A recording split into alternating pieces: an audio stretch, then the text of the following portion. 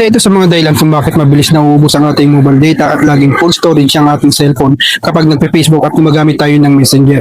So para maiwasan ang mabilis na pag-ubos ng ating mobile data at para matagal ma-full storage ang ating cellphone, i-turn off lang ito sa ating Facebook o Messenger dito sa Facebook. So para matutunan mo, panoorin mo lang itong video na ito. Dito tayo ngayon sa ating Facebook page. Pindutin mo ang professional dashboard. Scroll up. Pindutin ang settings. Hintayin lang. Scroll up. Pindutin ang media. Scroll up. Pindutin ang app updates. Ito. So itong dalawang button sa taas, dapat naka-turn off yan. Turn off para hindi kumain ng data yung application. Naman tayo sa Messenger. Pindutin ang Messenger.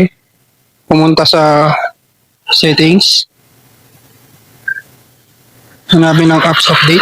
Ayan, click mo lang yan. So naka-turn on din, so dapat naka-off siya. Ayos. Pindutin ang back. So yun lang. Sana may natutunan.